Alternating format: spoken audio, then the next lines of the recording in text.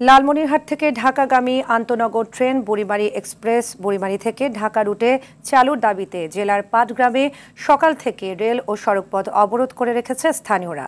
সংগ্রাম উন্নয়ন পরিষদের উদ্যোগে এই অবরোধ কর্মসূচি পালন করা হচ্ছে। একই দাবিতে জেলার মিশন মোড়ে মানববন্ধন করেছে স্থানীয়রা।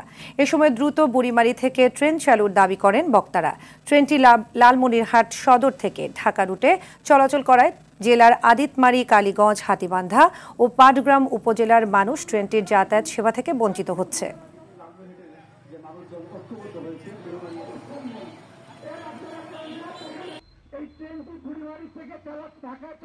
এটার নাম হচ্ছে বুড়িমারী এক্সপ্রেস, কিন্তু এই ট্রেনটা বুড়িমারী থেকে চালু হচ্ছে না। রেলের যে অসৎ কর্মকর্তা, তারা বাস মালিকদের সাথে যে লিয়াজু, তাদের এই অসৎ কর্মকাণ্ডের জন্য তারা আমাদের ট্রেন দিচ্ছে না বুড়িমারী থেকে।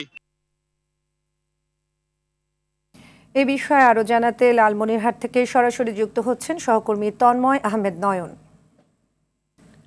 নয়ন, অনির্দিষ্টকালের জন্য সড়ক ও রেলপথ অবরোধের কারণে জনদুর্ভোগ নিয়ে সাধারণ মানুষ কি বলছে আমাদের জানাবেন।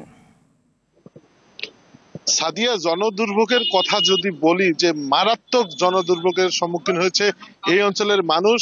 আপনাকে জানিয়ে রাখি যে পাটগ্রামের বুড়িমারীতে বুড়িমারী স্থলবন্দর, দেশের বৃহত্তর বুড়িমারী স্থলবন্দরের সঙ্গে সারা দেশের যে পণ্য আমদানি রপ্তানির যে যোগাযোগটা, সমস্ত যোগাযোগ বন্ধ হয়ে গেছে। এখানকার ব্যবসা বাণিজ্যের স্থবির অবস্থা। তো আমরা পাটগ্রাম থেকে হাতীবান্ধা পর্যন্ত প্রায় 35 থেকে 40 কিলোমিটার রাস্তা কিন্তু যানজটের হয়েছে। গতকালকে যদিও ছোটখাটো যানবাহন চলাচল করেছিল, আজকে অবরোধকারীরা, আন্দোলনকারীরা কিন্তু কোনো প্রকার যান চলাচল করতে দিচ্ছে না। তারা একদমই পরিষ্কার ভাষায় বলছে যে লালমনি এক্সপ্রেস এবং বুড়িমারী এক্সপ্রেস যদি সরাসরি বুড়িমারী থেকে চালু না হয়, ততক্ষণ পর্যন্ত তারা তাদের এই আন্দোলন কিন্তু অব্যাহত রাখবে। আমরা দেখেছি যে গতকাল হাতীবান্ধা উপজেলা নির্বাহী অফিসার রাত্রে এসেছিলেন এবং আজকেও এসেছিলেন, আন্দোলনকারীদেরকে বোঝানোর চেষ্টা করেছিলেন, কিন্তু কোনোভাবেই আন্দোলনকারীরা সরে যায়নি। তারা আন্দোলন অব্যাহত রেখেছে।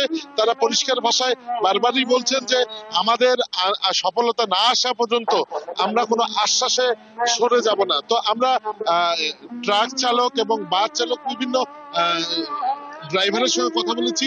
তারা বলেছেন যে তারা খুবই দুর্ভোগ পোয়াচ্ছেন। গতকাল সকাল 10টা থেকে এখন পর্যন্ত অনবরত তারা একই জায়গায় বসে আছেন। তো এই ছিল লালমনিরহাট থেকে আন্দোলনের সর্বশেষ পরিস্থিতি। নয়ন, ধন্যবাদ আপনাকে।